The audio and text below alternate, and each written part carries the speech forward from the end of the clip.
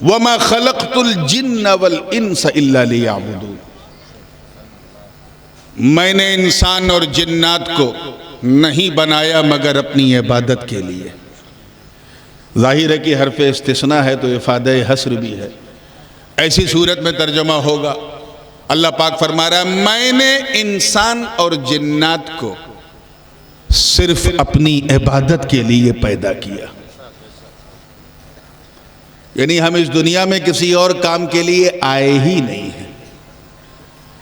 We just came in this world just to do worship of Almighty Allah all the time، اللہ کی عبادت کے لیے۔ کیوں؟ کیونکہ وہ ہمارا مالک ہے، ہمارے بال بال پہ اس کا ادھیکار ہے۔ توجہ چاہوں گا، روم روم پر اس کا حق ہے، ہم اسی کے ہیں، اسی کی ملک ہے۔ آپ کو معلوم ہے اسلام میں آتم ہتیا حرام ہے نا؟ بھوکے رہ جائیں گے لیکن آتم ہتیا نہیں کرتا مسلمان۔ کیوں حرام کیوں ہے؟ اس کی ایک وجہ بنیادی یہ ہے کیونکہ ہم نے اپنی جان کو اپنی سمجھی تھی، اپنی نہیں تھی، یہ تو ہمارے پاس امانت تھی اللہ کی، ہم نے اللہ کے ملک میں اپنا حق ظاہر کیا، اس لیے حرام ہے۔ تو ہر چیز ہماری اللہ سے بیلانگ کرتی ہے۔ اسی مفہوم کو اور کلیئر کرنے والی ایک آیت کریمہ بچوں کو یاد ہے، چلتے پھرتے کسی پریشان کن خبر کو ہم سنتے ہیں تو اس آیت کو پڑھتے ہیں،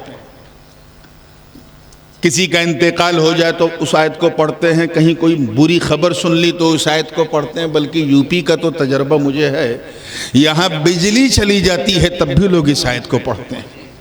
کون؟ انا، دیکھو سب کو یاد ہے ماشاءاللہ، انا للہ و انا الیہ راجعون۔ کبھی آپ نے اس کے مطلب پہ، اس کے مفہوم پہ غور کیا؟ انا للہ و انا الیہ راجعون یعنی ہم اللہ کے ہیں۔ کس کے ہیں؟ زور سے بولو۔ اور اسی کی طرف لوٹنے والے۔ We belong to Allah Almighty and we will return unto Allah Almighty۔ اللہ کا بہت بڑا کرم ہے، بہت بڑا احسان ہے کہ اس نے ہمیں انسان بنایا۔ میں کچھ اور سوچ کے ذہن لے کے بیٹھا تھا کہ آج اس موضوع پہ بولنا ہے، لیکن اب میں بیٹھا تھا اور آپ کا اس میں گرامی کیا وہ چچا آئے اور انہوں نے قوم کی کچھ ایسی کیفیت بیان کی کہ میرا دل ہل گیا، اور وہیں میں نے سرکار شہنشاہ دمگڑا کی طرف توجہ کی اور وہاں سے یہ آیت مل گئی کہ بیٹا یہ آیت پڑھو۔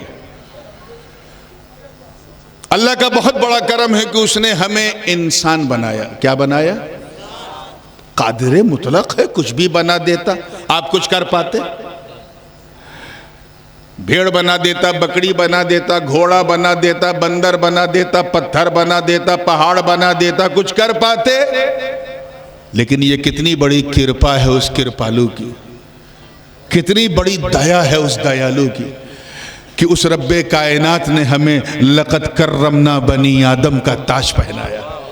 توجہ چاہوں گا، انسان بنایا۔ کیا بنایا؟ اور کرم بالائے کرم دیکھو کہ صرف انسان ہی نہیں، الحمدللہ مسلمان بنایا۔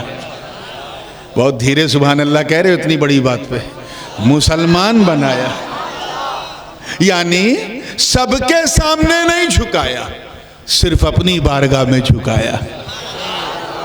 اور اس پر کرم جب اپنے چرم پہ پہنچا، ایک دم اسٹریم پہ، تو ریزلٹ کیا نکلا کہ صرف مسلمان ہی نہیں بلکہ غلام حبیب رحمان بنایا، یعنی کسی اور نبی کا امتی نہیں بنایا بلکہ ان کا امتی بنایا جن کے صدقے میں سارا جہان بنا۔ اور اگر میں اپنے گھر گھرانے کی بات کروں، میاں کے گھر کی، اپنے گھر کی، تو یہ ہم پر یہ احسان کیا اللہ نے کہ ہمیں اپنے نبی کی سنتان بنایا۔ سب کچھ اللہ نے انسان کے لیے بنایا۔ اگر آپ گننا شروع کرو کہ کیا کیا ہمارے لیے بنایا تو یقین جانو بچپن سے لے کر 55 تک پہنچ جاؤ گے، گنتی پوری نہیں ہوگی کیا کیا ہمارے لیے بنایا۔ اور 55 سے لے کے قبرستان کے مدفن تک چلے جاؤ گے کاؤنٹنگ پوری نہیں ہوگی. خود اس کا دعویٰ ہے وَإِن تَعُدُّوا نِعْمَةَ اللَّهِ لَا تُحْصُوهَا. If you start to count the big favor of Almighty Allah, you can never ever count. گنتی پوری نہیں ہو سکتی، اتنا سب کچھ اس نے تمہارے لیے بنایا. پھر چاہے برگ و ثمر ہو، شمس و قمر ہو، شجر و حجر ہو، خشک و تر ہو، بحر و بر ہو، سیم و زر ہو، لال و گوہر ہو، چاہے زمین و زماں ہو، مکین و مکاں ہو، چنین و چنا ہو، یہ سارے جہاں ہوں، چاہے کہکشاں کی کروٹیں ہوں، لیل و نہار کی گردشیں ہوں، آبشار کے نغمے ہوں، ستاروں کی روشن قندیلیں ہوں، چاہے سورج کی چمک ہو، کلیوں کی چٹک ہو، غنچوں کی چہک ہو، پھولوں کی مہک ہو، سب اللہ نے کس کے لیے بنایا؟ بولو ہمارے لیے. زور سے بولو نا. انسان کے لیے، چاہے وہ اسے مانے یا نہ مانے، چاہے مسلمان ہو یا نہ ہو، سب کے لیے اللہ نے بنایا، کیونکہ وہ سب کا رب ہے، رب العالمین ہے. حد تو یہ ہے کہ ساگ سبزی میں جو ایسا ٹیسٹ اس نے ڈالا جو ہماری جیبھ کو، زبان کو سوٹ کرتا ہو. فلسفے کی زبان میں اسے برہان تمانو کہتے ہیں، یعنی ایسا ٹیسٹ جو ہمارے فطرت کے مطابق ہو. وہ ٹیسٹ اس نے بھنڈی کو دیا، پرول کو دیا، تورئی کو دیا، ننوا کو دیا، لوکی کو دیا، کدو کو دیا. کس کے لیے دیا؟ ہمارے لیے. زور سے بولو ہم سب کے لیے. ہمیں حد تو یہ ہے کہ پیڑ پودے اس نے ہمارے لیے بنائے. جب تیز دھوپ ہوتی ہے تو کسی درخت، کسی جھاڑ کے سائے میں ہم کھڑے ہو جاتے ہیں، پیڑ کے. وہ ہمیں لات مار کے بھگاتا نہیں، وہ پیڑوا، وہ جانتا ہے کہ میں انسان کے لیے. اور کبھی اگر بھوک لگی تو اسی سے پھل توڑ کے کھا لیتے ہیں. وہ پھٹکارتا نہیں ہے، دریاتا نہیں ہے، اسے پتا ہے کہ ہم انسان کے لیے. اور کبھی جب کوئی ضرورت پڑتی ہے تو اسی پیڑ کو کاٹ کر کے میز، کرسی، المیرہ، اللہ جانے کیا کیا بنا لیتے ہیں. وہ منع نہیں کرتا، اسے پتا ہے کہ ہم انسان کے لیے. اب اس سے بڑی مثال تو میں دے ہی نہیں سکتا کہ زمین کے اندر جو معدنیات ہیں، جو منرلز ہیں، چاہے ٹائٹینم ہو، پلیٹینم ہو، گولڈ ہو، سلور ہو، چاہے صبح ناشتے کا آملیٹ ہو، یا بچوں کی چاکلیٹ ہو، یا دریا کی پاپلیٹ ہو، یا پھر گھاسلیٹ ہو. ارے یار مسکرا دو یار. یہ سب اللہ نے ہمارے لیے بنایا. حد تو یہ ہے دمگڑا شریف والوں کے جانور بھی اللہ نے ہمارے لیے بنائے. کچھ جانور there are certain animals، کچھ ایسے جانور ہیں جن کی پیٹھ پہ ہم بیٹھ جاتے ہیں، اپنی سواری بنا لیتے ہیں، وہ پٹکتے نہیں. جیسے ہاتھی ہے، گھوڑا ہے، اونٹ ہے. کبھی کبھی کچھ گدھے پر بھی بیٹھ جاتے ہیں. وہ لات نہیں مارتا، اسے پتا ہے کہ میں انسان کے لیے. کچھ جانوروں کے کمر میں رسہ باندھ کے ان سے کرین کی طرح سامان کھچواتے ہیں، جیسے بیل ہے وغیرہ وغیرہ. وہ لات نہیں مارتے، انہیں پتا ہے کہ ہم انسان کے لیے. اور کبھی منہ کا سواد بدلنا ہوا تو کچھ معقول اللحم جانور کو ذبح کر کے مسالہ لگا کے بھون کے کھا بھی جاتے ہیں. وہ 4 پیر کا جانور نہیں ٹوکتا مت کاٹو. آج کل کچھ 2 پیر کے جانور گھوم رہے ہیں، یہ کاٹو یہ نہ کاٹو. سب اللہ نے ہمارے لیے، کس کے لیے؟ زور سے بولنا. ہمارے لیے بنایا. اور جو چیزیں ہمارے لیے بنائیں وہ اپنا کام کر رہی. کبھی ایک لمحے کے لیے، توجہ، اللہ کرے جملہ ضائع نہ ہو، جسٹ فار دا مومنٹ، ایک سیکنڈ کے لیے کبھی یہ خیال آیا آپ کو کہ اے اللہ سب کچھ تو نے ہمارے لیے بنایا، مولا ہمیں کس کے لیے بنایا؟ توجہ چاہوں گا، ہمیں کس کے لیے بنایا؟ تو قرآن کی اسی آیت سے رہنمائی ہوتی ہے. گویا رب فرما رہا اے میرے بندو، میں نے سب کچھ تمہارے لیے بنایا اور تمہیں میں نے اپنے لیے بنایا. اور اس لیے بنایا ہے تاکہ تم میری عبادت کرو، میری ہی پوجا کرو، میری ہی وندنا کرو. آپ ذرا خیال کرتے چلے، جو چیزیں ہمارے لیے بنی ہیں سب اپنی ڈیوٹی نبھا رہے ہیں. سورج چمکنے سے انکار نہیں کرتا، چاندنی پھیلانے سے انکار نہیں کر رہا. پانی پیاس بجھانے سے انکار نہیں کر رہا، زمین سبزہ اگانے سے انکار نہیں کر رہی ہے، لیکن ہم جو صرف اللہ کے لیے آئے تھے، ہم اپنی ڈیوٹی بھول گئے. We forgot our duties unfortunately. ہم بھول گئے کہ ہمارا مقصد حیات اللہ کی عبادت ہے. ہمیں نماز پڑھنا چاہیے، روزہ رکھنا چاہیے، حج کرنا چاہیے، زکوٰۃ دینا چاہیے. ہم تو نام کے مسلمان رہ گئے. اسی لیے تو اللہ پاک نے ایک مقام پہ فرمایا یا ایھا الذین آمنوا آمنو، اے ایمان والو ایمان لے آؤ. ایمان والوں سے اللہ پاک فرما رہا ہے ایمان لے آؤ. کوئی پیٹ بھر کے کھائے کے اٹھے، اس سے کوئی کہے کھانا کھائی لو، کھائے گا؟ کوئی حافظ قرآن رمضان میں تراویح سناوے اور اتنا اچھا سناوے کہ ہچکی کی گنجائش نہ ہو، لقمہ تو بڑی بات. اور اس سے کوئی کہے 27 رمضان کو حفظ کرو، مارے گا ڈنڈے سے. اسی کو تحصیل حاصل کہتے ہیں فلسفے کی زبان میں. لیکن اللہ نے ایمان والوں سے کہا ہے ایمان لے آؤ. ظاہر ہے کہ اگر ہم ایمان والے نہ ہوتے تو آمنو نہ فرماتا، اور جب ہم ایمان والے ہیں تو مولا پھر ایمان لے آؤ. معاملہ کیا ہے؟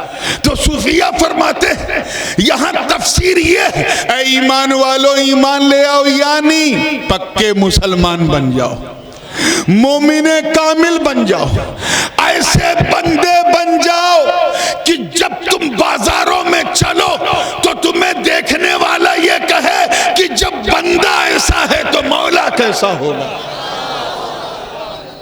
جب امتی ایسا ہے تو اس کا نبی کیسا ہوگا، جب مرید ایسا ہے تو اس کا پیر کیسا ہوگا. اس چیز کو امیجن کرو مسلمانوں. ہمارا حال تو یہ ہے، تھوڑی بات اس پر بھی کر دوں جو چچا نے عرض کیا تھا. ہمارا حال تو یہ ہے کہ ہم لوگ الا ماشاءاللہ، اللہ نے جسے اپنے کرم سے بچائے رکھا ہے، میں ان کی بات نہیں کر رہا ہوں، لیکن اکثر ہم لوگ مسلمان نہیں ہیں.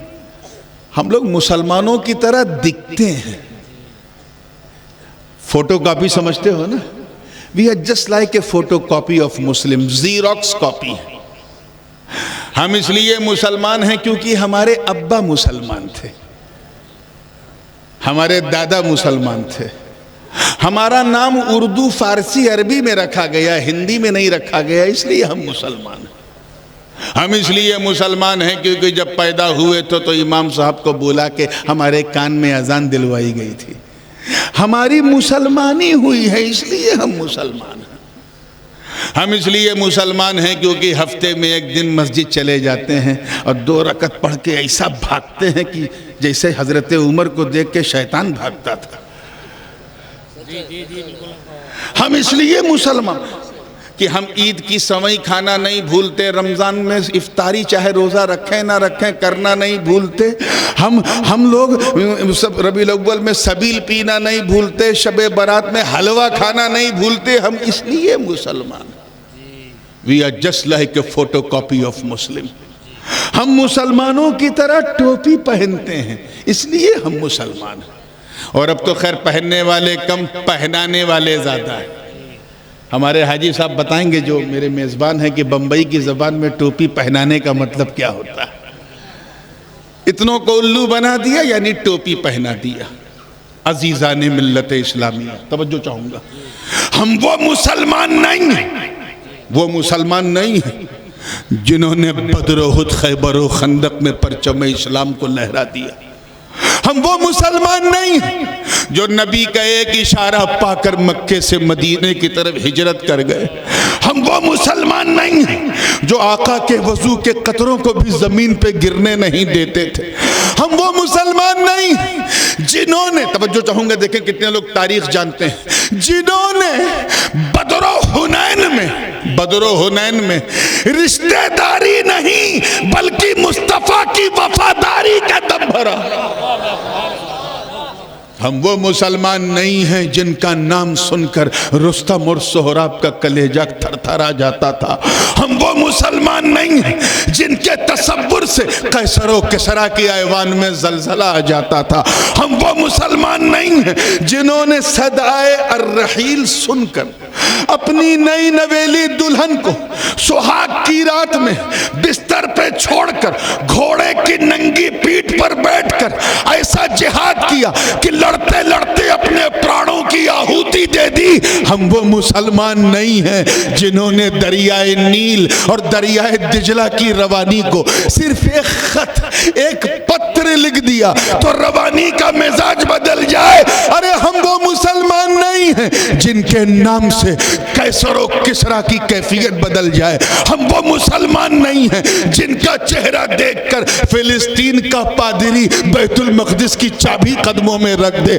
ہم وہ مسلمان نہیں ہیں جنہوں نے کفر سے مقابلہ کرتے ہوئے دریائے دجلہ کی روانی میں جب اپنے گھوڑے کو دوڑا دیا تھا تو شاعر مشرق کو بھی کہنا پڑا کہ دشت تو دشت ہے دریا بھی نہ چھوڑے ہم نے بحر ظلمات میں دوڑا دیے گھوڑے ہم نے.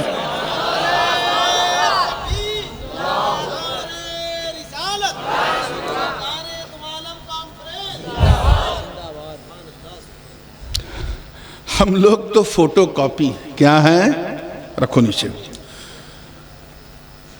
میرے بڑے والد حضور قبلہ عالم شیخ الاسلام علامہ مدنی میاں ان کے کافی مریدین یہاں ہیں. یہاں سے کچوچا شریف جا جا کے ہوئے لوگ. حضرت کے 4 لائنز ہیں 4 مصرے ہیں. فرماتے ہیں جس میں پاسے شریعت نہ خوف خدا. توجہ چاہوں گا. جس میں پاسے نہ شریعت کا لحاظ ہے نہ اللہ کا خوف ہے. جس میں پاسے شریعت نہ خوف خدا وہ رہا کیا رہا وہ گیا کیا گیا. ایک تصویر تھی جو مٹا دی گئی. یہ غلط ہے مسلمان مارا گیا.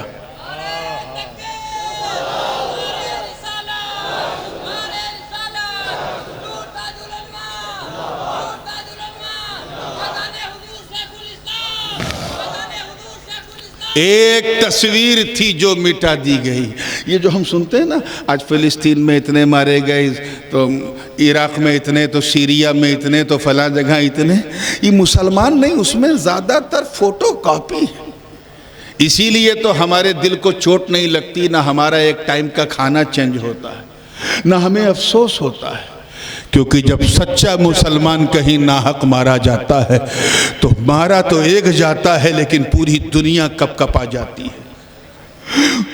آج ہم گنہگاری کے دلدل میں اتنا دھس چکے ہیں کہ رات دن شراب کباب اور شباب میں گزر رہے ہیں اور ہم یہ بھول گئے کہ ہم صرف اللہ کی عبادت کے لیے آئے تھے. We are so fortunate people that Allah subhanahu wa ta'ala called us as a kuntum khayra ummatin ukhrijat linnas. اس نے ہمیں خیر امت کا تاج پہنایا ہے میرے رب نے. اور ہمارا یہ حال ہے.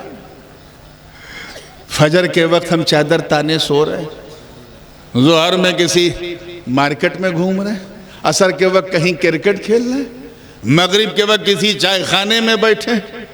عشاء کے وقت کہیں دوستوں کے ساتھ گپیں لگا رہے ہیں. یہ ہم مسلمان ہیں. عزیزان ملت حضرت خواجہ حسن بصری کون نہیں جانتا رضی اللہ تعالیٰ عنہ. پیروں کے پیر ہیں. ہر سلسلہ ان سے جا کے ملتا ہے. ان کے زمانے میں ایک ظالم بادشاہ تھا حاکم تھا بصرہ کا حجاج بن یوسف. نام سنا؟ نہیں سنا ہوگا. چلو میں تھوڑا سا بتا دوں. یہ اتنا ظالم و جابر تھا کہ اپنے ہی گرو کو اس نے سائیڈ میں بٹھا کے مارگ درشک بنا کے خود ان کی کرسی پہ بیٹھ گیا تھا. اور گرو کے زمانے میں جو سکہ چلتا تھا اسے ڈی مونیٹائز کر کے نوٹ بندی کر کے اپنے نام کا سکہ اس نے رائج کیا. اپنے زمانے میں جو اس کے خلاف بولتا تھا اسے قتل کر دیتا تھا. اسی لیے وہ کئی صحابہ اور نہ جانے کتنے تابعین کا قاتل. اتنا ظالم و جابر تھا کہ حکومت کی ساری ایجنسیز کو اپنے جیب میں رکھتا تھا. اس کے خلاف اگر کوئی بولتا تھا تو حکومت کی ایجنسی اس کے خلاف لگا دی جاتی تھی. پورے میڈیا تنتر کو اس نے اپنے کنٹرول میں کر لیا تھا۔ میں حجاج بن یوسف کی بات کر رہا ہوں، آپ کا دماغ کہیں اور تو نہیں جا رہا ہے نا؟ ہاں، وہ جائے تو پھر کون اس کو روکتا ہے؟ اتنا ظالم تھا۔ بس اس نے ایک بہت بڑا کام کیا کہ اس نے بر صغیر ہند و پاک، انڈونیشیا اور ایران والوں کے لیے، یعنی عجمیوں کے لیے اس نے قرآن پاک میں اعراب اور نقطے لگا دیے، زبر زیر پیش بھی لگا دیے، اور نقطے یعنی یہ با کا نقطہ، یہ تا کا نقطہ، تاکہ ہم لوگ قرآن شریف پڑھ سکیں۔ یہ بڑا کام کر کے گیا وہ۔ اب اگر اللہ اسے معاف کر دے تو اس کا فضل ہے، اور نہ معاف کرے تو اس کا عدل ہے، اس کا فیصلہ ہے۔ لیکن اتنا ظالم تھا کہ کسی کو سکون سے سانس نہیں لینے دیتا تھا۔ ایک دن خواجہ حسن بصری کا ایک مرید ان کے پاس آیا، کہا حضور اللہ اس حجاج بن یوسف کو کرسی سے اتار کیوں نہیں دیتا؟ اسے ہٹا کیوں نہیں دیتا؟ اتنا بڑا قاتل جس کے ہاتھ مسلمانوں کے خون سے رنگے ہوئے ہیں، اللہ اسے ہٹا کیوں نہیں دیتا؟ اتنا کہنا تھا، خواجہ حسن بصری نے سر اٹھا کے پرجلال لہجے میں کہا، سن ما جاء الحجاج الا بذنوبنا، حجاج بن یوسف صرف ہمارے گناہوں کی وجہ سے آیا ہے۔ توجہ چاہوں گا بائیں والوں کی، حجاج بن یوسف صرف ہمارے گناہوں کی وجہ سے آیا ہے۔ اے الہ آباد اور قرب و جوار کے غیور مسلمانوں، ذرا سوچو، آج سے لگ بھگ تقریباً 1400 برس پہلے جو مسلمان تھے، ان کے گناہوں کو دیکھ کر کے خواجہ حسن بصری نے کہا کہ حجاج بن یوسف ہمارے گناہوں کی وجہ سے آیا۔ آج کے ان سڑک چھاپ غلاموں کو دیکھتے، گنہگاروں کو تو کیا کہتے؟ رات دن نماز چھوڑنے والے ظالموں کو دیکھتے تو کیا کہتے؟ رات دن شراب کباب اور شباب میں گزارنے والے نوجوانوں کو دیکھتے تو کیا کہتے؟ اپنی بیوی کے آگے ماں کو ٹھوکر مارنے والے چھوکروں کو دیکھتے تو کیا کہتے؟ رات دن فیس بک، واٹس ایپ، انسٹاگرام اور نہ جانے کیسے کیسے سوشل فیلڈ پر پورا وقت گزار کر عبادات کو چھوڑنے والی اس نسل کو دیکھتے تو وہ کیا کہتے؟ اپنے ماں باپ کے حقوق کو پامال کرنے والی اس قوم کو دیکھتے تو وہ کیا کہتے؟ اب اگر ہم کچھ بھگت رہے ہیں، اگر ہمیں یہ فیل ہوتا ہے کہ ہم پر ظلم ہو رہا، تو ہمیں کوئی ادھیکار نہیں ہے شکایت کرنے کا، کوئی حق نہیں، کیونکہ یہ ہم نے خود کیا۔ اللہ پاک فرماتا ہے ظہر الفساد فی البر والبحر بما کسبت اید الناس لیذیقہم بعض الذی عملوا، یہ جو مزہ چکھایا جا رہا ہے یہ ہماری کرتوتوں کی وجہ سے ہے۔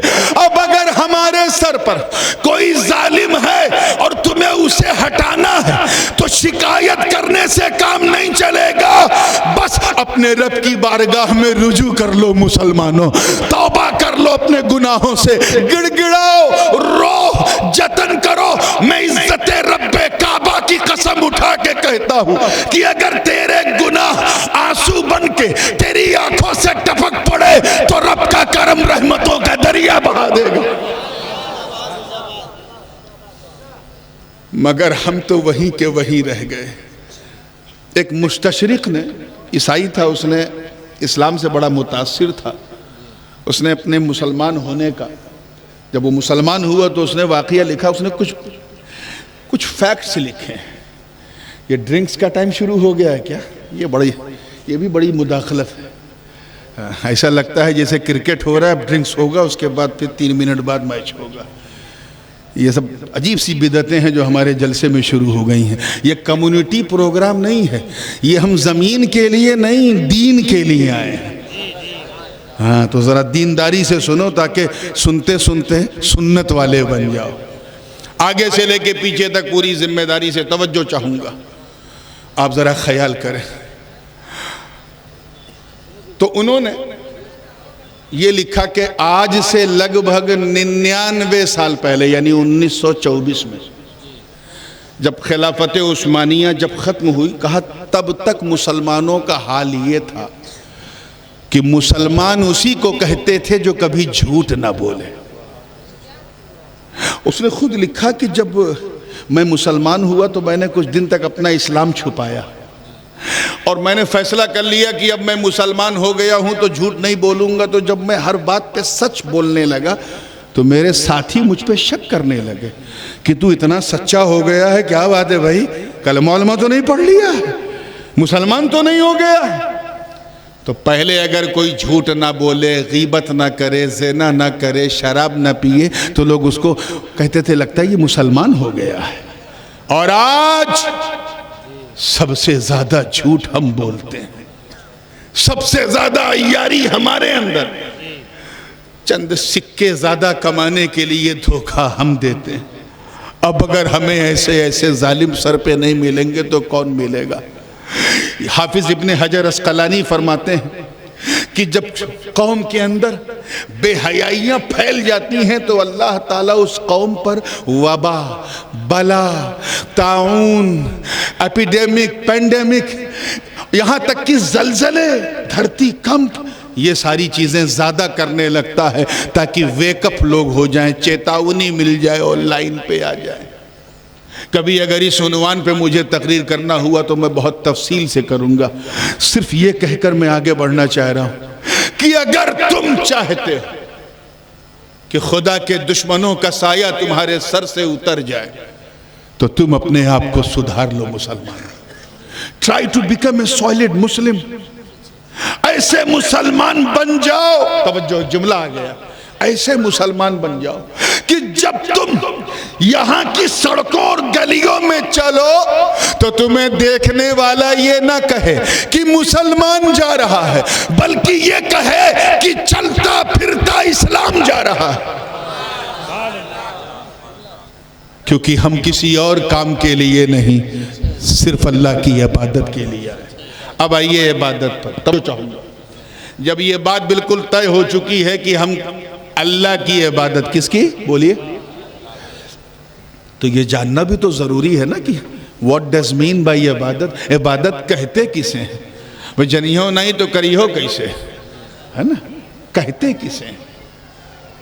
تو علامہ میر شریف نے بھی اور بہت سارے اصولیین نے جو تعریف کی، العبادہ ہی کل عمل یرضی اللہ سبحانہ وتعالی عنہ، عبادت ہر وہ کام ہے جس سے اللہ راضی ہو جائے۔ کیا ہو جائے؟ تو مطلب کیا ہے کہ ہم یہاں، ہمارا جو پدرپن ہوا ہے اس دھرتی پہ وہ اللہ کو راضی کرنے کے لیے ہوا ہے۔ اب ایک صاحب نے سوچا کہ نورانی میاں کو راضی کیا جائے، بھاگتا ہوا وہ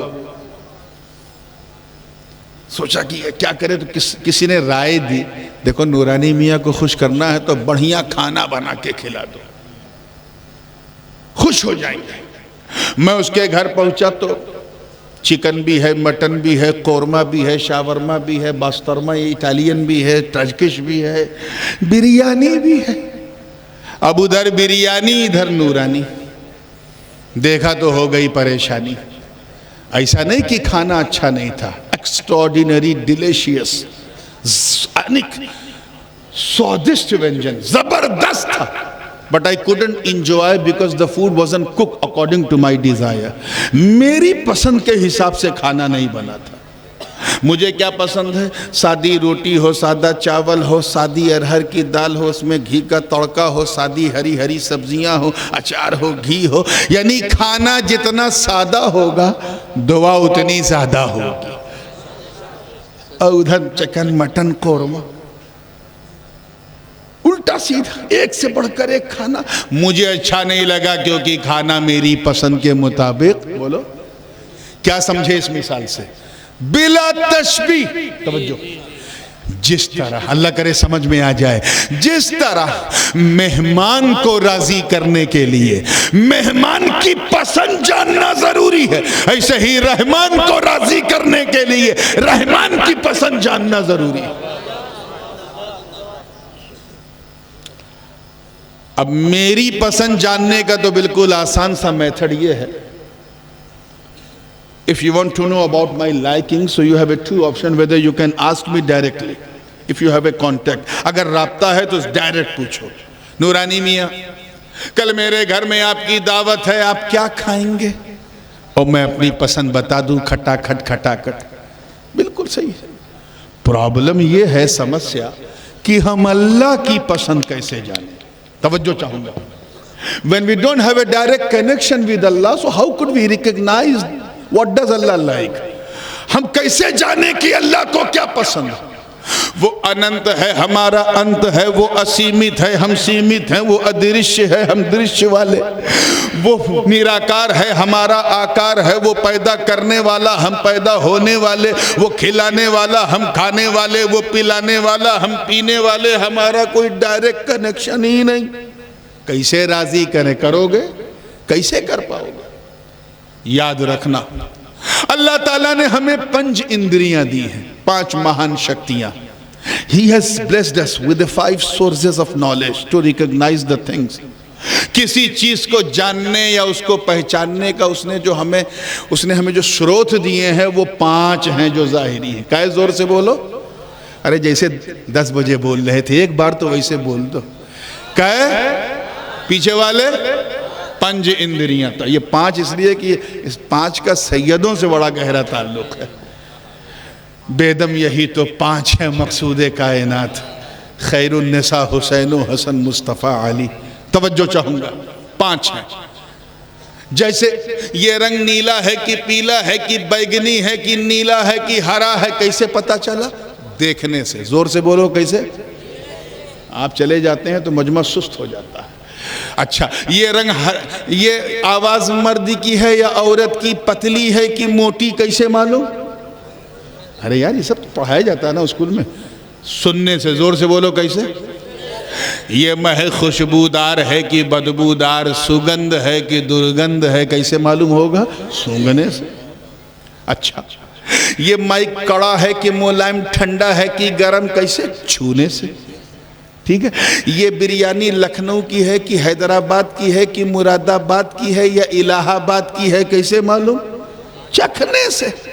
So these are the 5 sources of knowledge. حواس 5. حالانکہ ایک اور بھی ہے. منطق فلسفہ جب پڑھیے گا تو عقل کو بھی بعض مناطقہ نے بڑی تفصیلی بحث کی ہے اس پر، لیکن وہ میں اس لیے نہیں بیان کر رہا ہوں کہ وہ مدرسے میں 1 بجے دن میں لوگ نہیں سمجھتے، آپ 1 بجے رات میں کیا سمجھیں گے. تو توجہ چاہوں گا. تیار ہیں نا آپ لوگ؟ تو 5 چیزیں اللہ نے دی جس سے ہم کسی چیز کو پہچانتے ہیں. مجھے بتاؤ کہ جب ہم اللہ کو دیکھ نہیں سکتے، کین یو لک ایٹ اللہ؟ نو. جب ہم اسے سن نہیں سکتے، چکھ نہیں سکتے، سونگ نہیں سکتے، چھو نہیں سکتے، تو پھر اس کی پسند کیسے جانیں؟ اس کی لائکنگ کیسے جانیں؟ جب ہم اسے جان نہیں سکتے، ہمارے پاس ایسے شروط ہی نہیں ہے، ایسے مارگی نہیں ہے، ایسا وسیلہ نہیں، تو ہم اسے پہچانے کیسے؟ اس کی پسند کیسے جانے؟ اسمبھو ہے کہ نہیں؟ یہی مسئلہ وہ مرید کے ساتھ تھا. بنانا تو چاہتا تھا میرے پسند کا کھانا. پرابلم یہ تھا کہ مجھ سے کوئی کانٹیکٹ نہیں. کیا کریں، کس کے پاس جائیں؟ تو اب آپ آ گئے ہیں. میں انتظار کر رہا تھا، وہ مثال آپ ہی کے لیے ٹھیک ہے.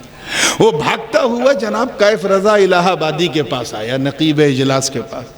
کہا حضرت کل نورانی میاں کی میرے گھر میں دعوت ہے. آپ تو کئی جلسوں میں ان کے ساتھ رہ چکے ہیں، آپ کو پتا ہوگا حضرت کو کیا پسند ہے، بتا دیجئے کل میں وہی بناؤں. وہ بھاگ کے ان کے پاس آیا، کیف رضا صاحب کے پاس. انہوں نے کھٹا کھٹ بتا دیا، سادی روٹی، سادی دال، سادی سبزی، سادہ چاول، سادہ سب کچھ بنا دینا. میں اس کے گھر گیا، اپنی پسند کا کھانا دیکھا. کھانا تھا 2 روٹی، کھا لیا 4 روٹی. کیوں؟ کیونکہ کھانا میری پسند کے مطابق تھا. یہ کس نے بتایا؟ اس نے بتایا جو میرے قریب تھا. اللہ کرے سمجھ میں آ جائے. جو میرے قریب تھا. آپ لوگ بھی سو رہے ہیں کیا؟ جو میرے قریب تھا. کیوں؟ کیونکہ جو قریب ہوتا ہے وہی حبیب ہوتا ہے، اور جو جتنا قریب ہوتا ہے وہ اتنا حبیب ہوتا ہے. بلا تشبیہ مہمان کی پسند اس نے بتایا. جو مہمان کے قریب ہے رحمان کی پسند اس نے بتایا، جو رحمان کے قریب ہے. چنانچہ احمد مجتبیٰ محمد مصطفیٰ روحی فدا ہو صلی اللہ علیہ وسلم نے فرمایا اے بندے اللہ کو راضی کرنا ہے تو اپنی مرضی سے مت اسے راضی کرو، اسے نہیں پسند ہے، گناہ مت کرو اللہ کو نہیں پسند ہے، بدکاری مت کرو اللہ کو نہیں پسند ہے، حرام کاری مت کرو اللہ کو نہیں پسند ہے، شراب مت پیو اللہ کو نہیں پسند ہے، حرام مت کھاؤ اللہ کو نہیں پسند ہے، زناکاری مت کرو اللہ کو نہیں پسند ہے۔ عبادت کرنا ہے تو اپنی پوجا پدھتی کے انوسار دھرم کا انوسرن مت کرو اللہ کو نہیں پسند ہے، اپنی مانیتاؤں پر آدھارت چناؤ دھرم کا مت کرو اللہ کو نہیں پسند ہے، اپنے بل پر پتھروں اور پہاڑوں پر پیدل چل چل کر وندنا اور یہ سب مت کرو اللہ کو نہیں پسند ہے۔ اللہ کو راضی کرنا ہے تو میں بتاؤں گا، میں اس کے قریب ہوں، میں جانتا ہوں اسے کیا پسند ہے۔ نبی نے فرمایا نماز پڑھو اللہ کو پسند ہے، روزہ رکھو اللہ کو پسند ہے، حج کرو اللہ کو پسند ہے، زکوٰۃ دو اللہ کو پسند ہے، نیکیاں کرو اللہ کو پسند ہے، خیرات دو اللہ کو پسند ہے، ماں باپ کی سیوا کرو اللہ کو پسند ہے، بڑوں کی خدمت کرو اللہ کو پسند ہے، چھوٹوں پہ شفقت کرو اللہ کو پسند ہے، مسجدیں بناؤ اللہ کو پسند ہے، مدرسے بناؤ اللہ کو پسند ہے، خانقاہیں بناؤ اللہ کو پسند ہے، ارے غریبوں کا سہارا بنو اللہ کو پسند ہے، بیواؤں کا سہارا بنو اللہ کو پسند ہے۔ حضور نے فرمایا نماز پڑھو مگر پچھلی امت کی کاپی مت کرو، فرمایا صلو کما رأیتمونی اصلی، نماز ویسے ہی پڑھو جیسے مجھے پڑھتا ہوا دیکھتے ہو، روزہ ویسے ہی رکھو جیسے مجھے رکھتا ہوا دیکھتے ہو، حج ویسے ہی کرو جیسے مجھے کرتا ہوا دیکھتے ہو۔ مطلب صاف ہے، توجہ صاف ہے، گویا نبی یہ فرما رہے کہ ایسا کر کے تو دیکھ، میری کاپی تو کر، میری سنت پہ تو چل، ارے جب تو چلے گا تو میری سنت بھی ادا ہوگی، مولا کی عبادت بھی ادا ہوگی۔ نعرہ تکبیر، نعرہ رسالت، نعرہ رسالت، جشن آمد مصطفیٰ، سرکار دو عالم کانفرنس، جشن دستار بندی۔ تو مطلب کیا نکلا کہ اللہ رب العزت کو راضی کرنا ہے تو پہلے دامن مصطفیٰ تھام لو، ٹرائی ٹو ہولڈ دامن آف رسول اللہ صلی اللہ علیہ وسلم، تھام لو، تھام لیا مطلب بہت بڑا کام کیا۔ ہم عبادت کے لیے آئے، عبادت ہی ہمارا جیون ہونا چاہیے۔ اب اس کا مطلب یہ نہ نکالیے گا کہ نہ ہم بزنس کریں، نہ کھائیں پیئیں، نہ یہ کریں نہ وہ کریں، خالی عبادت۔ ارے بابا عبادت نیت سے متعلق ہے۔ ابھی جیسے آپ کو کھانا کھانا ہے، آپ خالی نیت کر لو، اے اللہ آج میں کھانا کھا رہا ہوں جی بھر کے، تاکہ کھانا کھا کے جو مجھے شکتی ملے، اس شکتی کے ذریعے میں تیری بارگاہ میں سجدے کر سکوں۔ اب پتہ چلا ہے کہ ایک لقمے پہ عبادت ہو رہی ہے، اور کیا؟ یہ تھوڑی نہ کہ ہر وقت نماز پڑھو۔ پانی پینا ہے تو بس یہ سوچ لو کہ اللہ میں پانی اس لیے پی رہا ہوں کیونکہ تو نے شراب حرام کیا ہے، پانی حلال ہے، یہ تیری حلال نعمت ہے، اسے پی کر میں اپنی پیاس بجھاؤں گا تاکہ جسم کو سکون ملے اور میں سکون سے تیرے دین کا کام بھی کرتا رہوں، تیری عبادت بھی کرتا رہوں۔ اب پتہ چلا ایک ایک گھوٹ پہ عبادت ہو رہی ہے۔ ایسے ہی بزنس، دکان میں جاؤ چلتے ہوئے یہ ارادہ کر لو کہ اے اللہ میں تجارت کر رہا ہوں، اس لیے کرنا چاہتا ہوں تاکہ میری تجارت میں اتنا فائدہ ہو کہ اس فائدے سے میں تیرے دین کا فائدہ کر سکوں، اپنے بچوں کا اچھا پالن پوشن کر سکوں، اتنی اچھی پرورش دے سکوں کہ وہ تیرے دین کے سچے سپاہی بن سکیں۔ اب پتہ چلا ایک ایک روپیہ کما رہا ہے اور عبادت ہو رہی ہے۔ ایون شادی، یہ تھوڑی نا کہ شادی اس لیے کر رہا ہوں تاکہ میری زندگی میں ایک لائف پارٹنر آ جائے اور میں اسے لے کے سوئٹزرلینڈ ہنی مون پہ جاؤں، یہ نیت، یہ مومن کی نیت نہیں۔ مومن کی نیت یہ ہے کہ اے اللہ میں شادی اس لیے کر رہا ہوں کیونکہ یہ تیرے نبی کی سنت ہے، اس کے ذریعے میں اپنی آنکھوں کو بھی پاک رکھوں گا، اپنے نفس کو بھی باز رکھوں گا، اور میں اپنے آپ کو گناہوں سے بچا لوں گا۔ میں اسی لیے شادی کرنا چاہ رہا ہوں تاکہ میں گناہ سے بچا رہوں، پتہ چلا روزانہ وہ اپنی اہلیہ کے ساتھ زندگی گزار رہا ہے اور اس کی یہ خوبصورت نیت عبادت کا ثواب دے رہی ہے. اسی کو کہتے ہیں عبادت. یہ تھوڑی نا کہ دمگڑا میں کل جلسہ ہے، چلو فلاں نعت خواہ کو سنیں گے، 10,000 ہم اس کو دیں گے، 3,000 اس کو دیں گے، یہ اڑائیں گے، یہ کرنے آئے. تب تو اس جلسے اور نوٹنکی میں کوئی فرق نہیں، کوئی فرق نہیں ہے.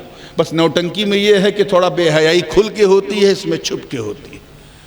لیکن اگر بس یہی ارادہ کر لیا کہ اے اللہ میں جلسے میں اس لیے جا رہا ہوں کیونکہ اگر نہ جاتا تو خاموش رہتا، تنہا رہتا، نہ تیرا ذکر سنتا نہ تیرا ذکر کرتا. وہاں کم سے کم بیٹھوں گا، اللہ رسول کی بات سنوں گا تو دل کو اچھا لگے گا. اب یہ نیت کر کے اگر تو منہ میں گٹکا بھی چبا رہا ہے تو تجھے عبادت کا ثواب مل رہا ہے. تو مومن کو اپنی زندگی 24/7 اراؤنڈ دا کلاک عبادت کے نقطہ نظر سے گزارنی چاہیے. کیوں؟ کیونکہ ہم اسی کے ہیں. انا للہ. اب میں بہت تیزی سے اپنی بات کو سمیٹ رہا ہوں، اس لیے اب جو بات کہنے جا رہا ہوں اسے ہی ہلکے میں نہ لیجئے گا، نہیں تو سب اڑ جائے گا. توجہ کے ساتھ، ہم اللہ کے ہیں اور اسی کی طرف لوٹنے والے ہیں. پہلے ہم آتما جگت میں تھے، اس دنیا میں نہیں تھے. جب تک اللہ نے چاہا ہم روحوں کی دنیا میں تھے. حکم ہوا دنیا بدلو، ہم وہاں سے چل کے باپ کی پیٹھ میں آ گئے. جب تک اللہ نے چاہا ہم وہاں ہیں. حکم ہوا دنیا بدلو، ہم وہاں سے چل کے ماں کے پیٹ میں آ گئے. جب تک اللہ نے چاہا ہم ماں کے پیٹ میں ہیں. 6 مہینہ 8 مہینہ 9 مہینہ زیادہ 10 مہینہ اللہ نے حکم دیا دنیا بدلو، ہم وہاں سے چل کے اس مصیبتستان، اس ٹینشنستان، اس الجھنستان، اس دنیا میں آ گئے. اب جب تک اللہ پاک چاہے گا ہم یہاں رہیں گے. 10 سال 20 سال 50 سال 70 سال 80 سال 90 سال بس. اب کوئی سنچری نہیں مار پاتا. پہلے لوگ بھوک سے مرتے تھے حضرت، اب کھا کھا کے مر رہے ہیں. یہ ہائی پرٹینشن ہے تو بلڈ شوگر ہے تو تھائیرائیڈ ہے، کھا کھا کے مر رہے ہیں. جب تک اللہ نے چاہا ہم یہاں.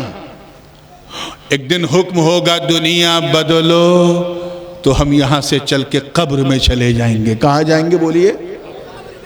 جب تک اللہ پاک چاہے گا ہم قبر میں ہوں گے 100 سال 500 سال 1000 سال، جب تک وہ چاہے گا.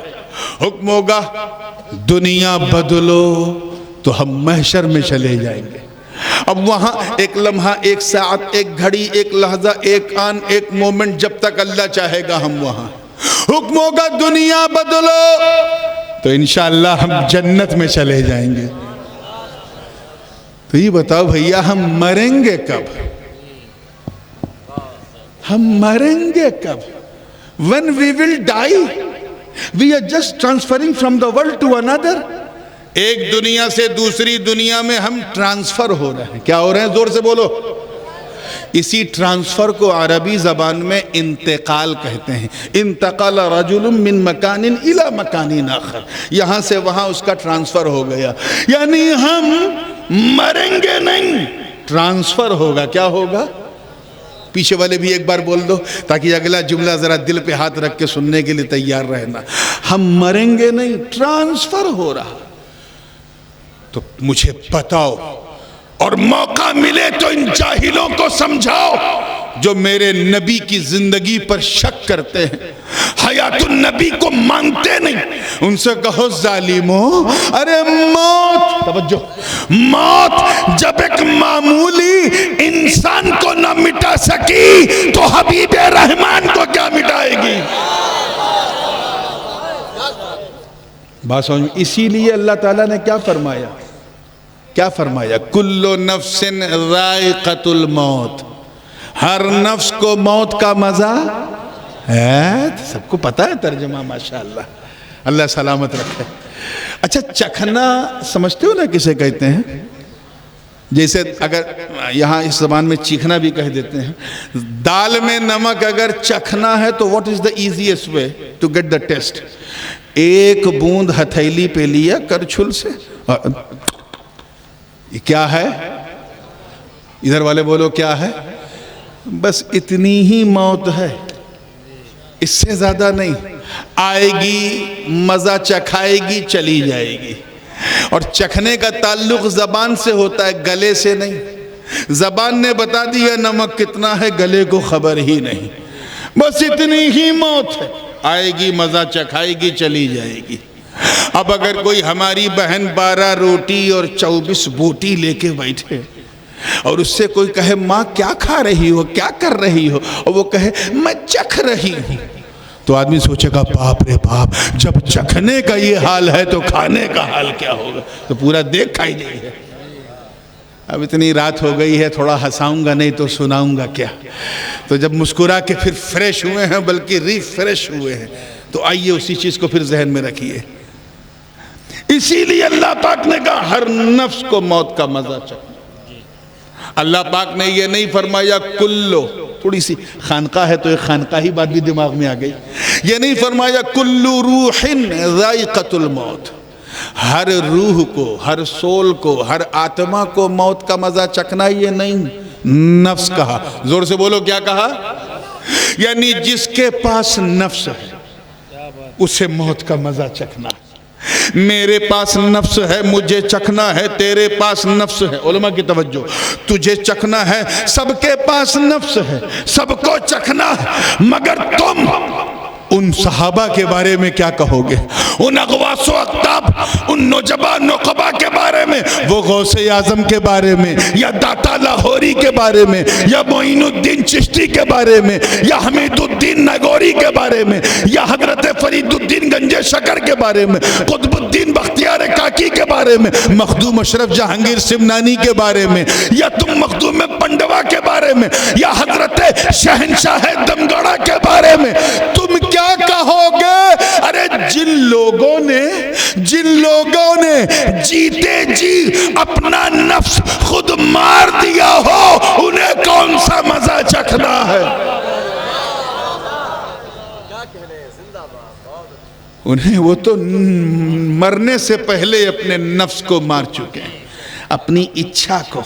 یہ جو اچھا بھڑکاتی ہے گناہ کی طرف، اس اچھا کو کل کر دیا، تبھی تو قلندر ہو گئے. آئے ہائے ہائے، اس اچھا کو کل کیا، ڈسٹروائے کر دیا، قلندر ہو گئے. اور جو ان کی قلندری کو نہ سمجھے وہ بندر ہو گئے. توجہ چاہوں گا، بات کو بالکل فائنل موڈ پہ لے جا رہا ہوں، توجہ کے ساتھ. تو موت بڑی امپورٹنٹ چیز ہے، اور ہم اللہ کے لیے اسی کی طرف لوٹیں گے تو لوٹانے میں بھی موت کے بغیر اس کی طرف لوٹنا بھی اسمبھو ہے. ایک بات بتاؤ، جیل میں جانا کسی کو پسند ہے؟ اللہ نہ کرے ایسا دن آوے کہ ہم کاراواس میں آواز کریں. لیکن کبھی کسی قیدی کو، کیف رضا صاحب دیکھیے گا اس نکتے کو، کسی قیدی کو جیل میں جاتے ہوئے، کھلکھلاتے ہوئے جاتے ہوئے دیکھا، ہائے مزہ آ گیا، جیل ہو گئی، مزہ آ گیا. ایسا کبھی کسی قیدی کو دیکھا ہے؟ ہاں، انلیس وہ اتنا بھوکھا نہ ہو کہ یہ سوچ کے خوش ہو گیا کہ جیل میں کھنوا تو ملی ہے نا. جیل میں کوئی نہیں ہنستا ہوا جاتا، وہ بھی روتا ہے، اس کے سارے گھر والے روتے ہیں. ابا رو رہا ہے کیونکہ بیٹے کو جیل ہو گئی، ماں رو رہی ہے، چاچا رو رہا ہے، بھتیجے کو جیل ہو گئی، بیوی رو رہی، شوہر کو جیل ہو گئی، سب رو رہے. لیکن جیل کی بیرک میں جو پہلے سے 4-5 ساتھی بیٹھے ہیں وہ بڑے خوش ہیں. واہ، ایک اور آیا، اب ہم 4 تھے پہلے، اب 5 ہو گئے، اب اور شان سے رہیں گے. آنے والا رو رہا تھا، توجہ رہے، پانے والے ہنس رہے تھے. اور 14 سال یا 15 سال کے بعد جب وہ ریلیز ہوا، رہا ہوا، تو وہ مسکراتا ہوا جا رہا ہے، کہے لگاتا جا رہا ہے کیونکہ رہائی ہو گئی. اس کے گھر میں لڈو بٹ رہا ہے، کسی کا بابا آ گیا، کسی کا چاچا آ گیا، کسی کا بیٹا آ گیا، کسی کا ماما آ گیا، کسی کا شوہر، گھر میں مٹھائی بٹ رہی ہے، آتش بازی ہو رہی. لیکن جیل میں جو اس کے 4-5 ساتھی تھے وہ رو رہے ہیں. بڑا اچھا آدمی تھا، بڑا میرا دھیان رکھتا تھا، کبھی میرا سر درد کرتا تھا تو یہ دبا دیتا تھا، کبھی اس کا کرتا تھا تو میں دبا دیتا تھا، یہ میرا دھیان رکھتا تھا، میں اس کا دھیان رکھتا تھا، کبھی کھانا یہ لاتا تھا، کبھی کھانا میں لاتا تھا۔ وہ 4-5 جن کے ساتھ وہ 14-15 سال رہا، دے وہ کرائنگ، وہ رو رہے ہیں، جانے والا مسکرا رہا بلا تشبیہ۔ آقا نے فرمایا الدنیا سجن للمومنین۔ ادھر میری طرف چہرہ، میری طرف چہرہ، کیا ہو گیا بھائی؟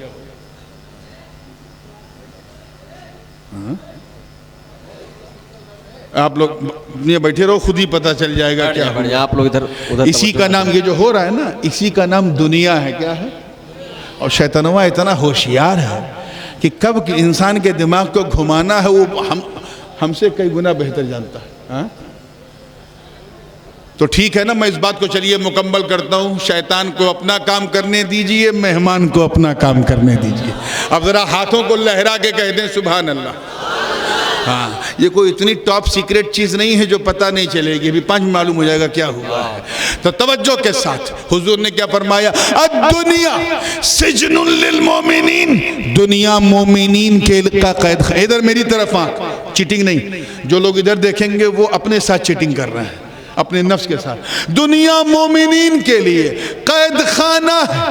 یہی وجہ ہے کہ جب بچہ، توجہ رہے ادھر آپ علماء کی، جب بچہ دنیا میں آتا ہے تو ہنستا ہوا نہیں، روتا ہوا آتا ہے۔ قید خانے میں آیا ہے، چیخ رہا ہے، چلا رہا ہے، بلک رہا ہے، رو رہا ہے، بے چین و مضطرب ہے، لیکن گھر میں لڈو بٹ رہا ہے۔ کوئی ابا بن گیا، کوئی اماں بن گئی، کوئی چاچا بن گیا، کوئی ماما بن گیا، کوئی دادا بن گیا، کوئی نانا بن گیا۔ گھر میں آتش بازی ہو رہی ہے، آنے والا رو رہا ہے، مگر 80-90 سال کے بعد جب وہ گزر گیا اور جنازے کی چارپائی پہ اسے لٹایا گیا تو وہ گھر والے سب رو رہے ہیں کہ میرا بابا جا رہا ہے، میرا نانا جا رہا ہے، میرا چاچا جا رہا ہے، میرا ماما جا رہا ہے، مگر وہ 4 کاندھوں پہ لیٹا اپنی آزادی پہ مسکرا رہا ہے اور جھوم جھوم کے کہہ رہا ہے اے میرے گھر والو، اب تک تو میں قید خانے میں تھا، آج آزاد ہو رہا ہوں۔ ارے آج میں قید میں نہیں، میں تو مصطفیٰ کے جلوے کا دیدار کرنے جا رہا ہوں۔ واہ واہ واہ واہ واہ واہ، سبحان اللہ، کیا کہنے، زندہ آباد، بہت اچھا۔ آخری last but not the least، ایمانداری سے بتانا، مدینے کا ویزا اگر پاسپورٹ پہ لگ جائے کیا حال ہوگا؟ پورے دمگڑا نہیں، پوری تحصیل میں شور مچا دو گے کہ میں مدینے جا رہا ہوں، اور 2-4 دن جب باقی رہے گا تو نیندیے نہیں ہے۔ خواب میں گنبد خضرا دکھ رہا ہے، سنہری جالی دکھ رہی ہے، محراب نبوی دکھ رہی ہے، یہ سب یہ چیزیں کہ بس مدینہ مدینہ مدینہ مدینہ مدینہ چل رہا ہے۔ ذرا میں چیٹنگ مت کرنا، مدینہ مدینہ مدینہ چل رہا ہے، سب چل رہا ہے، نیند نہیں آئے گی۔ کیوں؟ کیونکہ مدینے کا تصور ہی ایسا تصور ہے، شہر نبی تیری گلیوں کا نقشہ ہی کچھ ایسا ہے، خلد بھی ہے مشتاق زیارت، جلوہ ہی کچھ ایسا ہے۔ مگر میں بڑی ذمہ داری کے ساتھ صاحب سجادہ کو گواہ بنا کر علماء کرام کی موجودگی میں بڑی ذمہ داری سے کہہ رہا ہوں کہ موت مدینے کے ویزے سے زیادہ قیمتی ہے۔ میں پھر دہرا دوں تاکہ آپ یہ نہ سمجھیں کہ میں نے جھٹکے میں کہہ دیا ہے، موت مدینے کے ویزے سے زیادہ بہمول ہے۔ ارے جب ویزا لگے گا تو تو دیکھے گا کیا؟ سنہری جالی دیکھے گا، محراب نبوی دیکھے گا، گنبد خضرا دیکھے گا، جنت البقیع دیکھے گا، نبی کا روضہ دیکھے گا۔